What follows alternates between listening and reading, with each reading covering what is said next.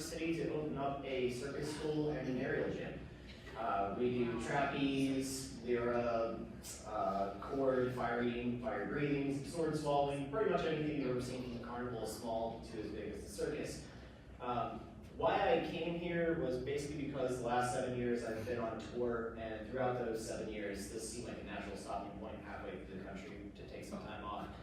And I kind of fell in love with the city over the last couple of tours, and I thought I wanted to open up a circus school, and New York City was not the place to do it because the building I have now would have cost me $15,000 a month in rent. Yes. So I looked around, found out that you guys did not have a circus school here. Surprise, surprise. And I decided, funny enough, this might be a little tiny far down the rabbit hole for Wichita, but the reason why, the final selling point is why I decided to come here was when I saw a Carrie Nation statue downtown. I found out that you guys are quirky and very artistic here, and this is the place to bring my school.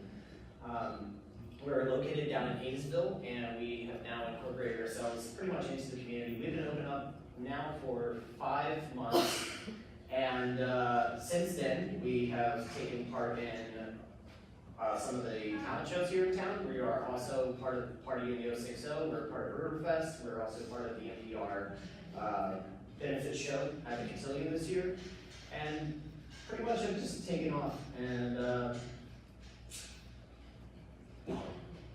we're kind of, we're really excited to be here. Not enough coffee, a little too early.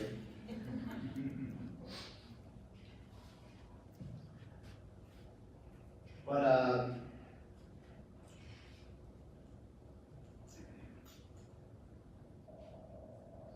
where are we at? Solid. So, since we opened up, why am I freezing up here? You did fine.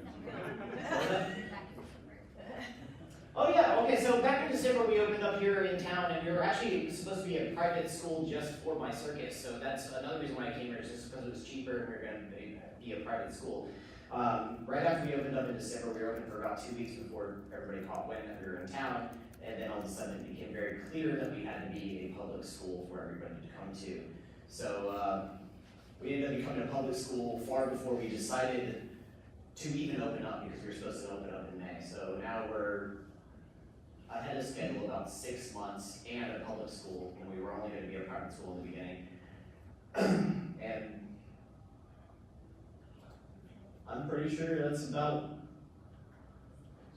oh.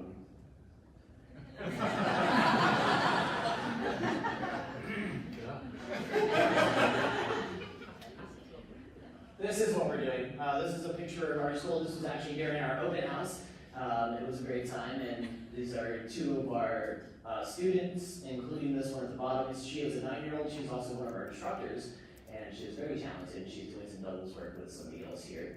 This is another one of our students working on a trapeze for a play that we are producing, because we are also not only a aerial school, we are also a local theater as well. So we also do theater shows. We have done 3 of our productions, and we're going to be working on our 4th one here in May. The slideshow does help.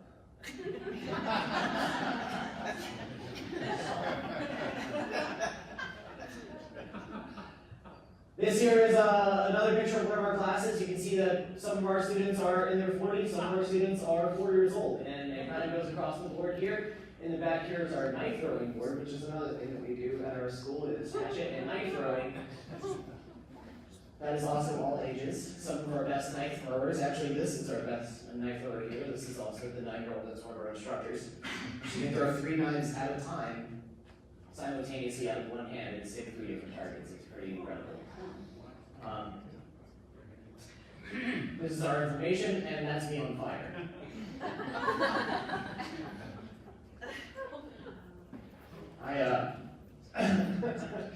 I think that was the good. Thank you for the save there.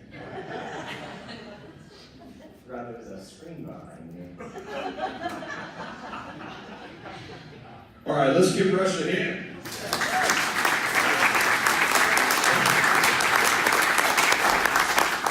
Now, you know, we're here to learn things, and one of the things that we've learned today is that performers are not necessarily morning people.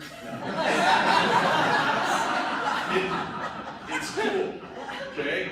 Because we're going to help you out here. Now it's your turn. We've got 2 microphones here. Let's start asking some questions and creating some dialogue. Hey, good morning to you. Good presentation. I know it's difficult. My kids have been trained by Circus Soleil, and my daughter, in fact, does trapeze work.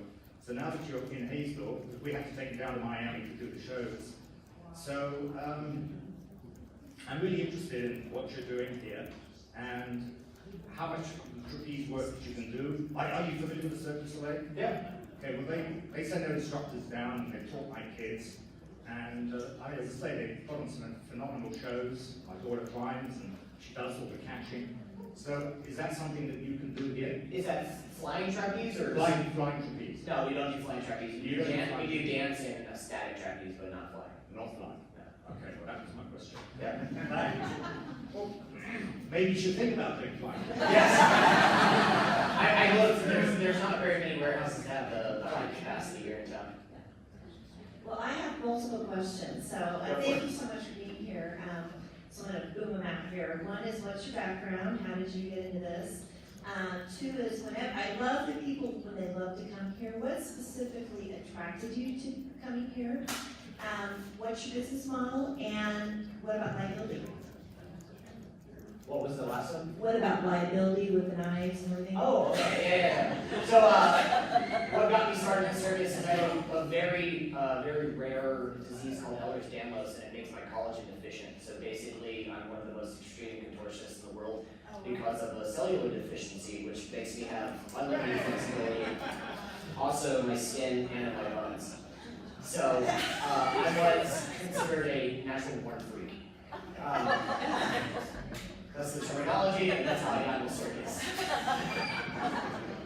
What brought me to Wichita was what I stated earlier. I've been touring around the United States for the last 7 years, and this was a natural stopping point halfway through tour, and I just fell in love with the city. A lot of people that are born and raised in Wichita don't recognize that they have a very big city mentality when it comes to art in a much smaller city, you know, so the art scene here is as big as it is in Chicago, even though Chicago is a much larger city. So I came here because I felt like it was needed.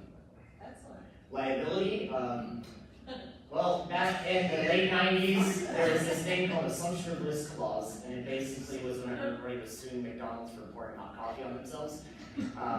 So you can't do a backflip and crack your head open on the floor and then sue the person who owns the floor. So the liability is not really there, and I have insurance, so not a whole lot of liability. And the last thing was your business model. You said you have shows and you have classes, and so how are you making money? We're making money mostly off of shows. Like I said, we weren't originally meant to be a public school, so we were going to be a private school that just basically ran its facility off the shows that they produced. So our business model was basically producing shows. Like I said, we're doing Party of the Ocean 6.0, we're doing Riverfest, we're doing the NPR. They have their like yearly gala at the cotillion. We're doing that as well. So basically, we're subsiding on shows. Okay, great. Thanks for coming. Yep. A follow-up there a little bit about the business model. Who is your target market? Who are you reaching out to? Because you have a very broad age range of folks there. And how are you getting word out about the school? What are you hoping really funds your I don't know if your school is your primary thought or if your performances are your primary driver? The show was typically the primary driver, but now that the school has kind of spontaneously opened itself outside of my control, even though it's fun, I really came to love it, and we are reaching out to make the school a big funder for what our projects are. The way that we're promoting our business right now is through word of mouth. We've been in the Wichita Eagle. We've been in a couple of different news outlets. But I think primarily our shows are what we promote and what we make our most money on. Well, I started following you when the Eagle did an article because I thought it was just so crazy and unique. and because I can turn my feet around backwards, I won't do that right now because I'm wearing a dress. But how is the model of your school? Like, is it much like a dance studio where you pay a monthly fee and you can come as many times as you want? Is Yes, there classes? How do you do that? We do drop-in classes for $10, and we do monthly fees for $65, and that's unlimited, and we're open pretty much from 4:30 to 9:30 every single day, and on Saturdays we're open from noon to 5. So for $65, which is pretty much cheaper than, like I said. So this is one of the cool things about our school, is that it's kind of an alternative to something like gymnastics or martial arts. And it's a little less structured and more creative, so kids that have a little bit of problems with structure or problems with being like, this is the routine, we're all gonna learn it, and let's see who does this routine the best. This is more creative, and it's much cheaper because that is not what's funding what we're doing.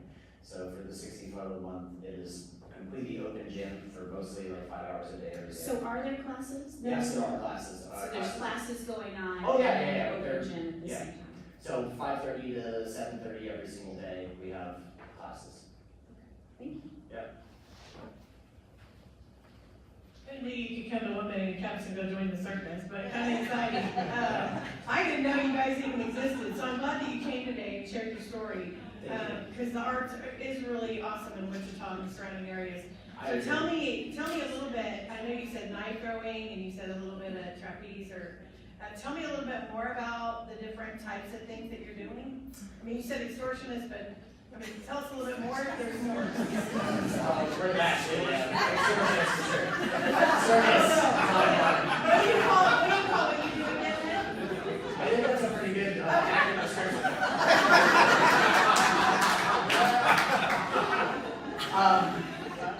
For the most part, we're an aerial gym.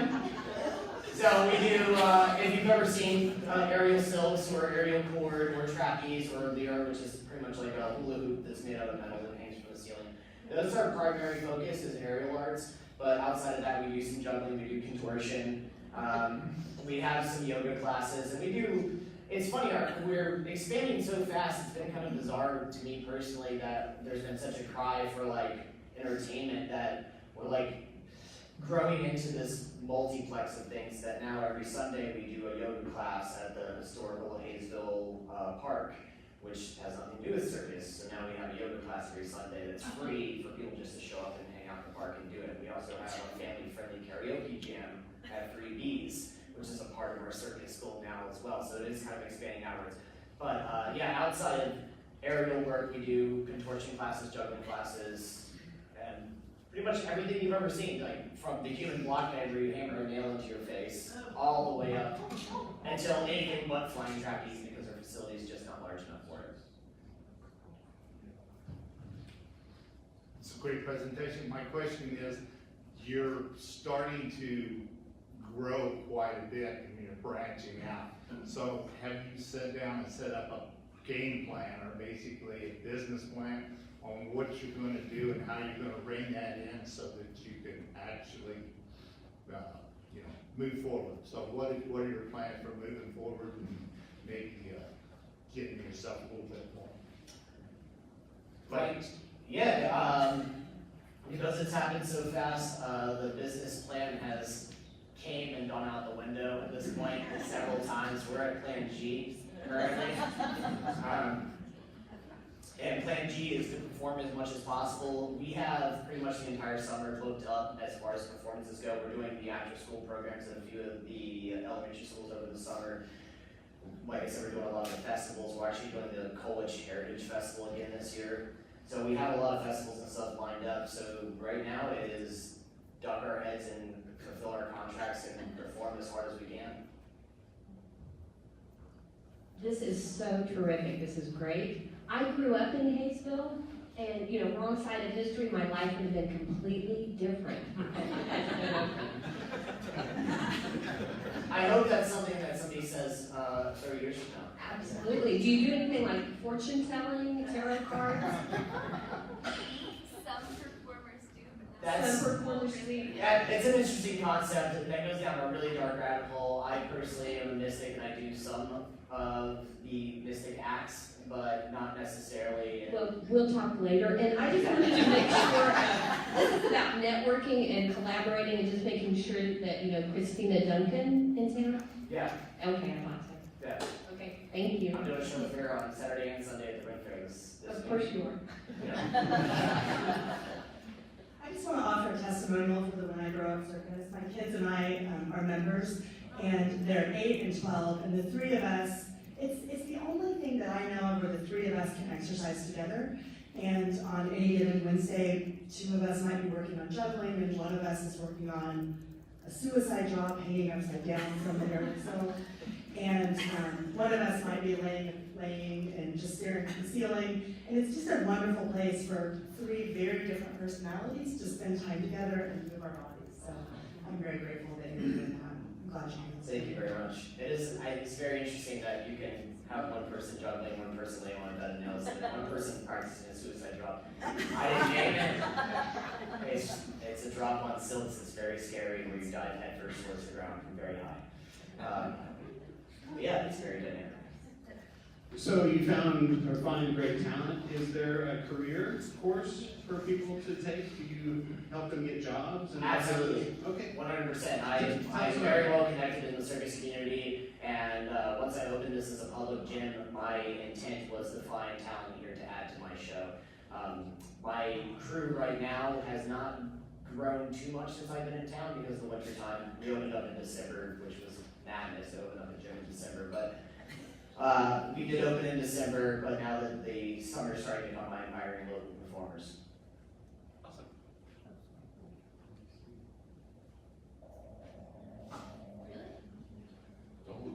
Show us some stuff. I should have brought a sword with me at least. I don't know why. I did not. I'll ask a question before I ask that question. So tell us, you and I met before before you presented Rush, and great job. This is so interesting. It's so different from anything that we've ever heard here. Tell us about a few of the other things that you do. You just mentioned sword swallowing. Tell us about some of the things that are in your acts when you go and perform. Yeah, so basically, back in the 60s, there was a giant separation between sideshow and circus, and when you see sideshow, it's like natural-born freaks like myself, and then working acts are like the bearded lady or the tattooed man. That kind of separated from circus a long time ago, and now there's this resurgence of performance art in circus, like Cirque du Soleil, where people are wanting more of a theatrical than like a free ring like Ringling Brothers. So like, it was kind of funny, I was talking to, oh man, I'm gonna make somebody upset in the audience right now. I was talking to a Shriner a couple weeks back, and they said that the Shriner circus was gonna close because the circus was dying, which kind of upset me because the circus isn't dying. It's as alive as it's always been. I've made a ton of money in the circus since I've started in it.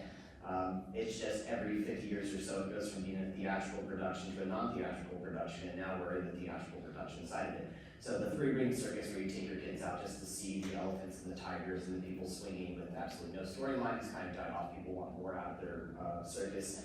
So we went back down into the rabbit hole of doing theatrics. So not only do you see a sword swallower, you also have the sword swallower tell a story of why he's swallowing swords with or without words to music. So after you see the actual act itself, you're left with a little bit of information on that person. You don't necessarily want to see the trapeze artist, you want to see Rush Hicks, the guy who swallows a sword, and you want to know a bit more about him as a person because you can relate to why he's doing it. The sword swallowing is maybe a metaphor for something that means something generally to every single person, not just the guy swallowing the sword because that's cool. Because it's not nearly as interesting as being relatable. So that's really the direction that we take it. Other than sword swallowing, we do glass dancing, we do bed of nails, we do fire eating, fire breathing, all aerial acts except for the flying trapeze, which now just makes me want to build one in the back. Now it's warm. But yeah, my primary acts are sword swallowing, contortion, and fire eating. That's awesome. When are you gonna be at Riverfest? Do you know? I believe it's the last Sunday? I don't know. We'll find out and we'll make an announcement. So, surprise question, and if you'd like, you can introduce your compatriots here. But the last question is, what can we as Wichita community do to help you in your business? I did not see that one coming.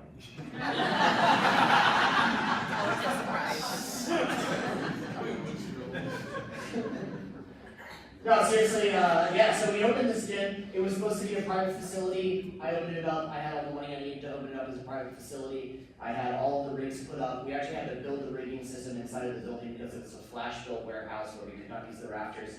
And then once it became a public gym, that ended up opening as a private gym 5 months early. I realized that I just undercalculated very minor things like weights and mats and all these small little things. But the small little things are very expensive, like mats. Mats are the most expensive things that you can buy. They're like $1,000 a piece, which is a little out of our budget. So right now in our aerial gym, we have 7 rig points that you can rig from. We have 3 mats. So, don't fall, yeah. The cool thing about the circus is, most of the time we think something is trash, the circus sees it as brand new. I helped open up a circus school in San Francisco several years ago, and in doing so, we found a local school that was trading out their pole vaulting mats, and they were literally throwing away their pole vaulting mats for new mats because they had been out in the elements for like 3 seasons. They were brand new to us. So they gave us all these pole vaulting mats. So really anything on the lookout. If we are also a theater that is borrowing our PA currently. We also are borrowing microphones. We have our own lights currently, but basically we have a stage and we're borrowing everything else. So if you in your lovely garages have any spare chairs or extension cords or climbing gear because you thought one day you were a professional rock climber and that hobby went bye-bye long ago, we will take those from you. All right. Would you like to introduce your friends here? This is my friend Annabelle. She helps me run classes. She is also going to be running yoga in the park this week because I will be at the Renaissance Festival doing aerial work. So you should come see me at the Ren Fair on Saturday and Sunday, or come see her on Sunday in the park because we're awesome. There you go. Let's give them a hand.